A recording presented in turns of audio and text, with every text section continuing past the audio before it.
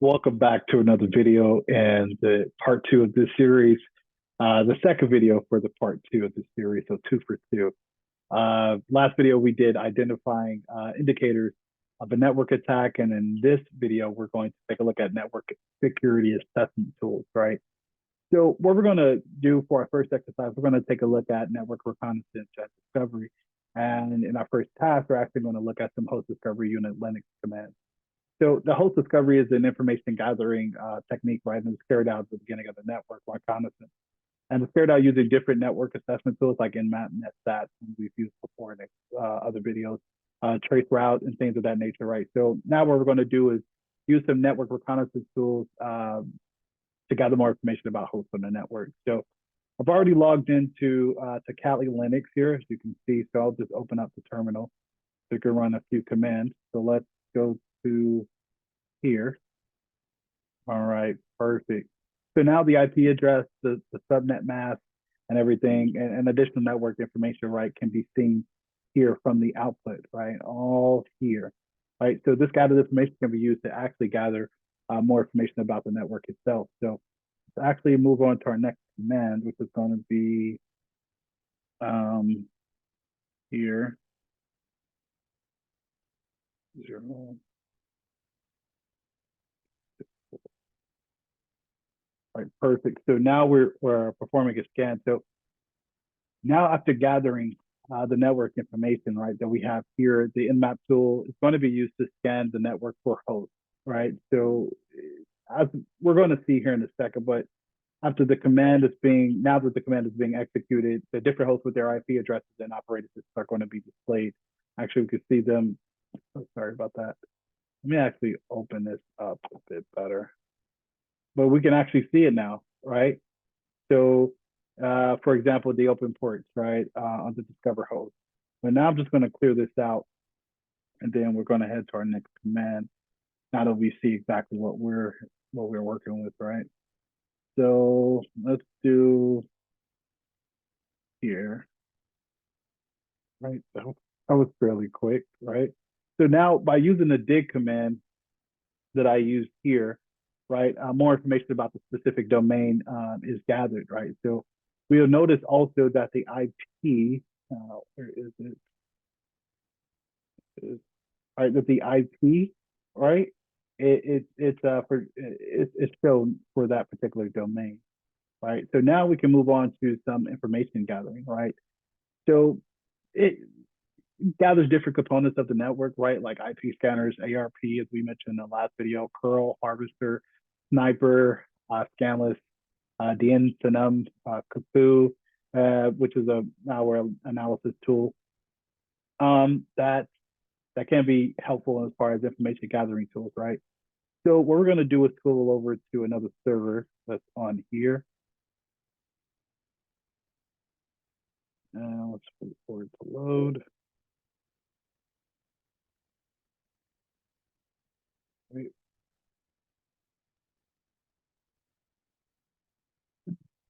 We're going to run the same command that we actually did in the last video, just going to check the ARP table, right? So this command, actually, to explain just a bit, it just displays the address resolution protocol table of the device, as I just mentioned. But from the command's output, right, the MAC addresses of these devices, right, that we can see here, which is another word for the physical address, has been communicating that it can be seen, right? I'm actually going to pivot back over to Kali Linux. And let's see. So I'm just actually going to take a look at another command. Let's see.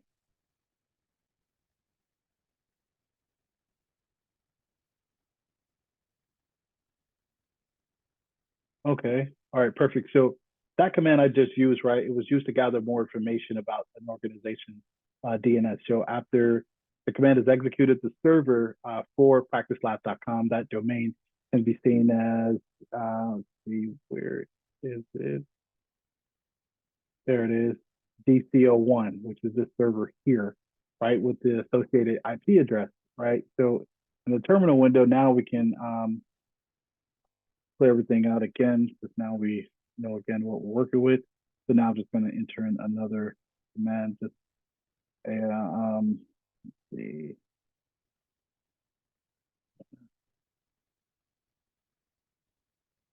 All right, perfect, perfect. Run off the byte. So now this command is just used to resolve a MAC address from an IP address, right? So the MAC address of the DNS server from practicelabs.com is also displayed. So we can actually move forward to the next task, which is going to do with file manipulation. So Linux OS, they usually provide like several different commands and programs for files operation and manipulation. So to ensure the integrity of these files, cyber professionals, they usually need to view and change these files like with using different commands, right? For manipulation like head, tail, grep, as I mentioned before, and I've actually used in other videos, chmod, logger, and a few others, right? So what we're going to do is do some file operation and manipulation. So usually in a manipulation attack, kind of weird. The attacker usually modifies the contents of or other attributes, right? Like extensions, which I've quickly shown in other videos as far as changing extensions and how that changes um, the capability of a file and the accessibility to it as well, as far as what applicants are able to open it. So file names, right, also can be manipulated to cause incorrect processing, and this kind of leads to unstable states and unauthorized exposure of sensitive, otherwise protected information, right? So in extreme cases, file manipulation can also lead to remote code execution and like a complete system takeover, right? So now that we have the terminal here, we're going to actually take a look at a few documents here. I don't know why I clicked somewhere else here. Okay. Um, I think there it is. All right.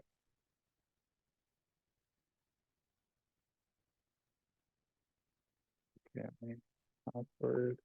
All right. Perfect. So, of course, I'm not sure if I mentioned this before, but this particular command, right here, this lists the contents of the document folder. So from the results, we see a file called test that's in a text file format, right?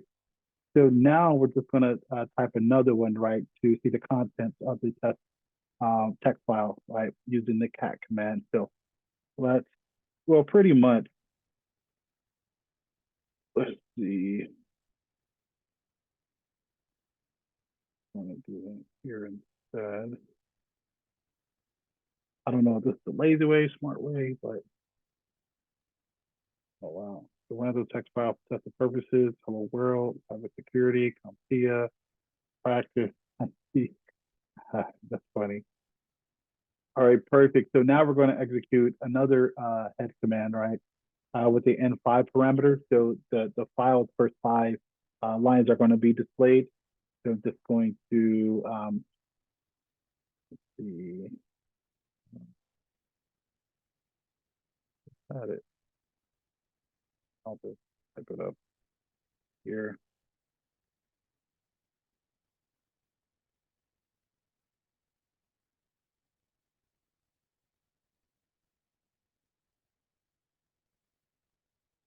And this is a test file for demonstration, practice best random text file. All right, perfect. So I'm just going to take a look at the last four lines of the text um, with another command. And I'll mention some of these commands right at the beginning, at the top of the video, as far as these commands to be used for different Linux commands that we're looking for. As far, depending on the scope of what we're looking for Linux commands you might want to use. But this is pretty much just used for investigative purposes, or in this case, file manipulation, right? And again, it'll show us just the last four lines, right? Practice IP. We see it up here, and we see it down here as far as just to verify what we were looking for, right? So now I'm going to use the grep, right? So again, by executing the grep command I mentioned in another video with the subtract W parameter files, or lines rather, the test text document is going to be displayed. So let's see.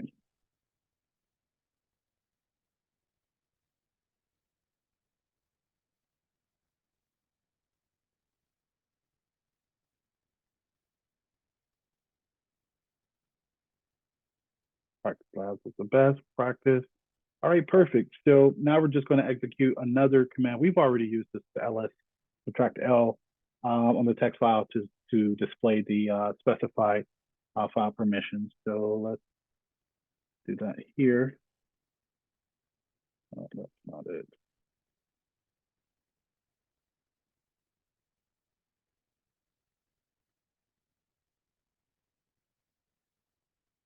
All right, perfect. So we've gotten those files, particular permissions, read write to the root. All right, perfect. So now we're going to use another command here.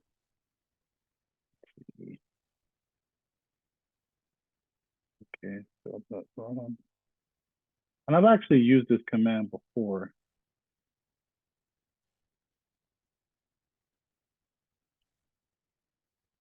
All right.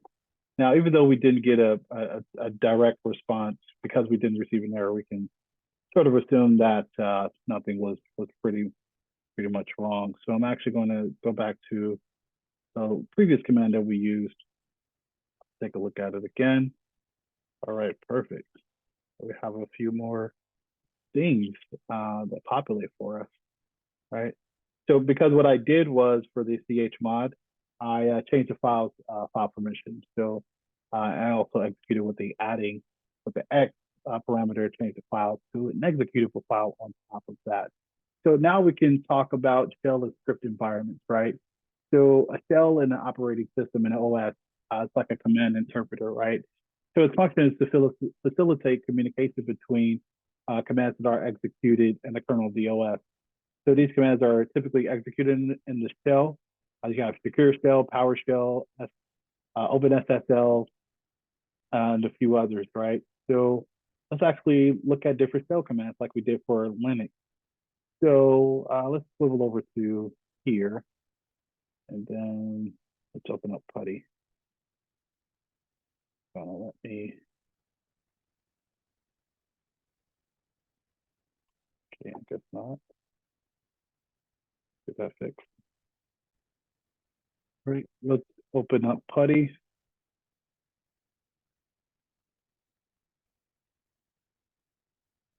Perfect. There we go. All right, let's put that in here. All right. Open. Okay. Not what's supposed to happen. All right. Okay, so the server.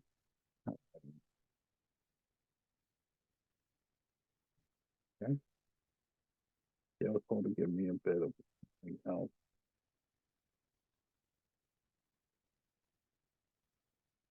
All right, perfect. So let's run a few things here for shell. Now, some of these you probably have seen, like this one. You've seen that I ran this in Linux. All right, usually I would do su subtract and then root, so I can, get to have full permissions of everything, right? So, and what PuTTY is typically used for, as far as the application, if I didn't mention, is used to establish a secure shell session to Kali Linux. And system admins can actually use this remotely to manage Linux devices from a Microsoft device. So let's actually take a look at host name, Kali. Like I said, we're doing a connection now.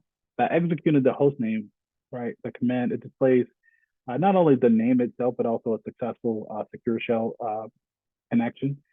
And the SU command that I mentioned before, it just changes the current user to the root user of the device. And it's the same as like an administrator account for a Windows device. But this allows us to move on to Linux scripting techniques. And so scripts can be actually used to automate. The scripts are amazing, right? So we use to automate repetitive tasks that need to be performed, like scans or anything adjacent to that, right? Why do that manually over and over? That could take up so much of your workday, your time in general. And you could be more efficient while executing that command is doing it on its own, exactly what you would have done, and it won't make any mistakes because we're our human and the machine just do pretty much what we tell it, right? So For example, creating a script, right, to automate a backup in a Linux environment or creating several user accounts in the Microsoft environment. Usually malicious users, they can also use scripts to damage system if it's executed unintentionally by a user. So cyber professionals definitely can use this to automate like a specific task by using scripts. But nonetheless, we're going to swivel back over to Kali Linux. And let's see, yeah, we're in the root, we're exactly where I need to be. All right, so we're going to do another command here. So we're just pretty much going to do like an editor kind of thing here.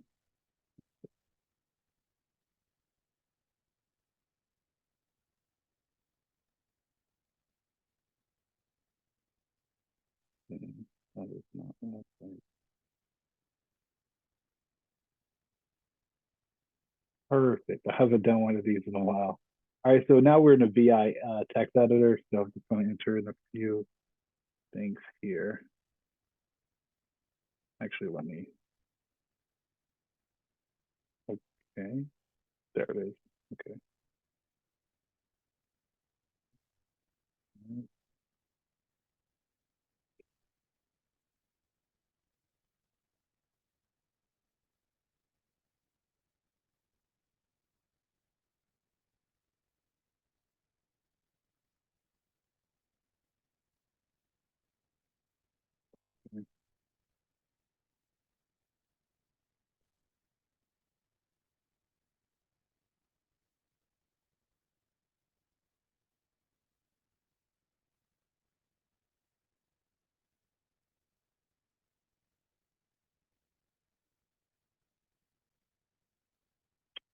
Okay, it's your name. Have a nice day. Name. All right, perfect. So let me exit out of here. All right, perfect. So now I'm just going to enter a few more things, pretty similar to what we've already used before for the command. Um,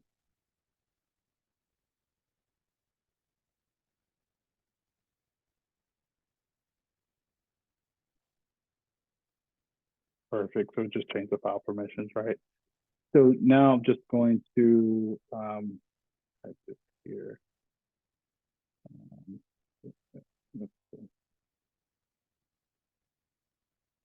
right. Then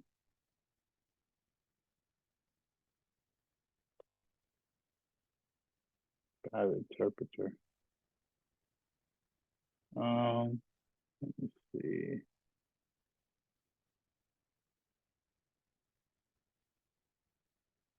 All right.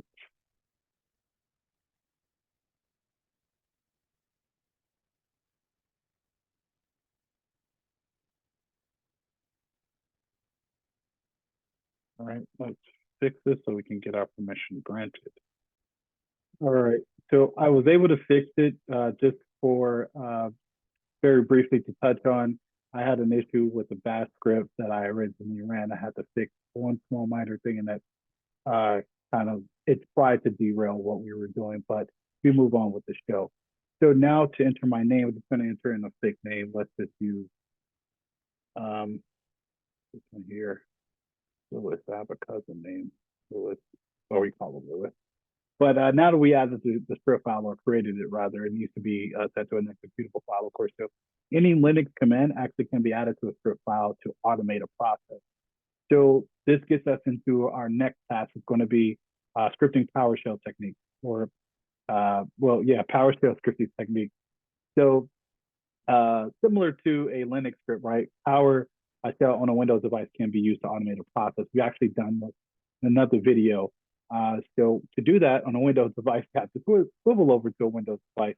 Let's go ahead and do that, and let's open up the notepad here. All right, and we still got the terminal over from the last thing we did. So I'm just going to write a few lines. um,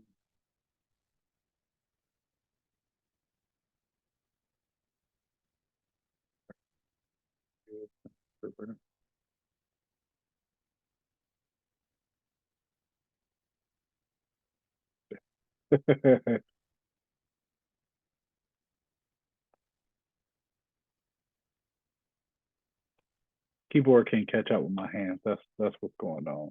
I'm not misspelling it.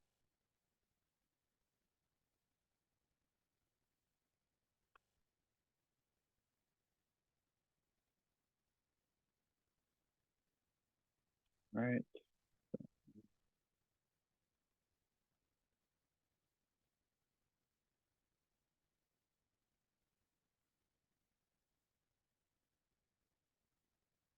Perfect.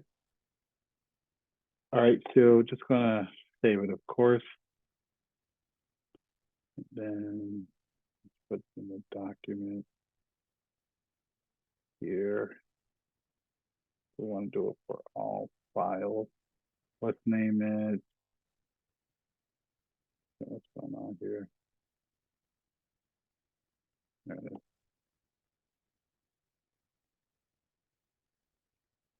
There it is. All right, PLAB document. Okay, perfect. So we can. All right, let's close this. There's actually some PowerShell here. All right.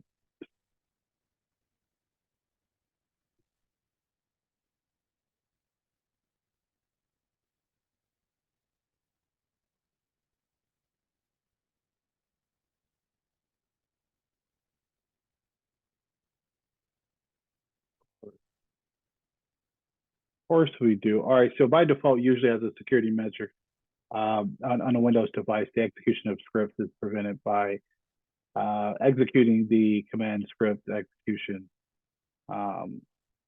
that's enabled. So I pretty much did that with the Y, as far as making sure that I wanted to do that.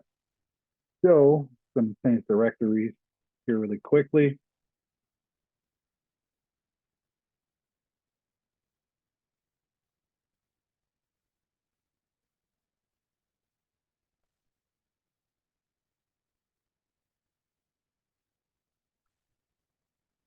All right, perfect. So now I'm just going to enter in the problem child command that I had earlier. Well, it's really the notepad I just created, but as far as the text, the file, but never mind. Never mind.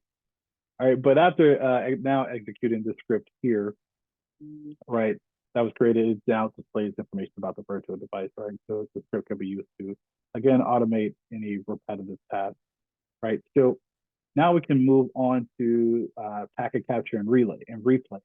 Actually, so a security professional usually needs to assess its network security posture, right?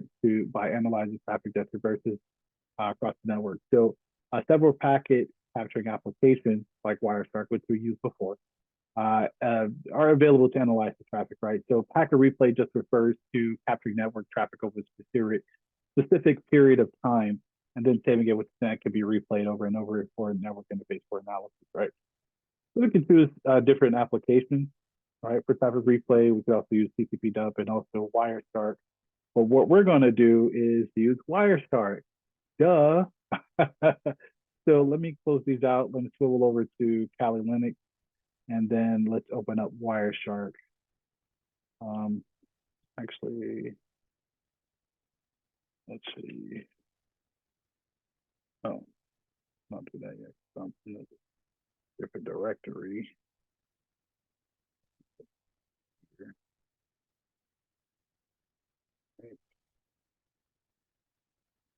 Perfect. Let's just start capturing packets. Right. Then let's move it back over here, right? And then let's do the regular PowerShell. It's okay. We're actually going to ping.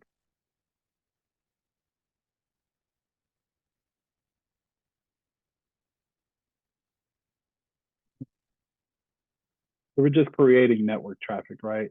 So now I'm just going to connect back here. We'll be able to see that. Let me expand it a bit. See that here. Perfect. All right, so we can see that, just to explain a bit, I'm just looking. We can see that the Wireshark app is it just captured the network traffic that was generated by what I did on Windows 10 when I used the PowerShell. So just going to stop this now that I've displayed that. You don't have to save anything. But nonetheless, that allows us to move on to our last topic, which is about forensics.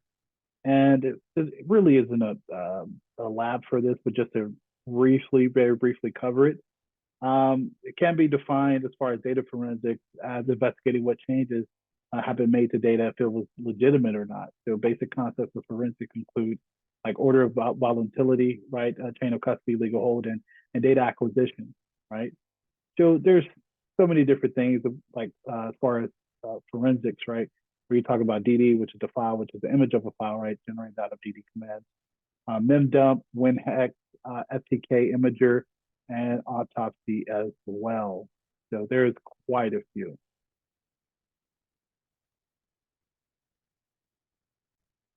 All right. So as I mentioned, there's quite a few, but that this allows us now. Now that I've touched on that just a bit, it allows us to move on to our final exercise, which is going to be exploitation frameworks, password crackers, and data sanitization. Right. So the frameworks are a tool to facilitate exploits. Right. So they enable us to choose what exploit and the exploit specifically of what happens after we gain control of the device via that particular exploit. Right. So, I mean, there's different tools, right? Where you talk about Crunch Tool, Hascat, Medusa, Intercrack, which we used before on this, on one of the videos I have here. Wordless utility, we took a look at that. We used Hydra, Mimicat, THC, PPTP, Bruder Tool. I don't even know why I said all of that. All right, Mangler, Data Center. I mean, you could go on and on. But we're going to be working with um, a few others. Now, this I'll have to refer to what I did before because of the type of applications and tools that I'm using. I gotta be pretty vague and very careful because again, it could be even time after I uploaded the video that passed, YouTube eventually catches up to it and then they flag the video, then I receive a warning. Because in this video, well, in this exercise, I'm actually working with John the Ripper in particular.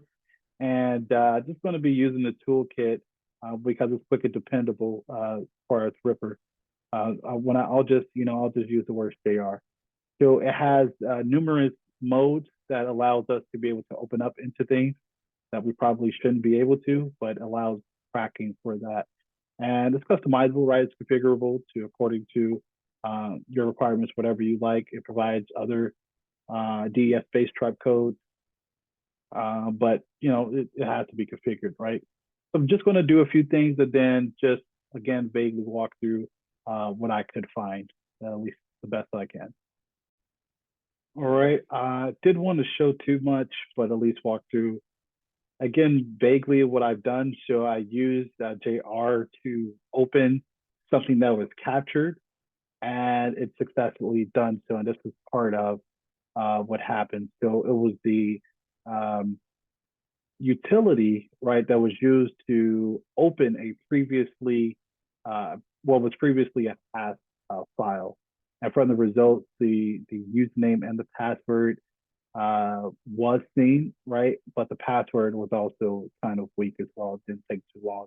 But nonetheless, this is the end of the network security assessment tools video. On the next video, we're going to go over implementing secure network solutions to prevent things like this from happening. And that'll be the next video of the second part of this series, and I'll see you there.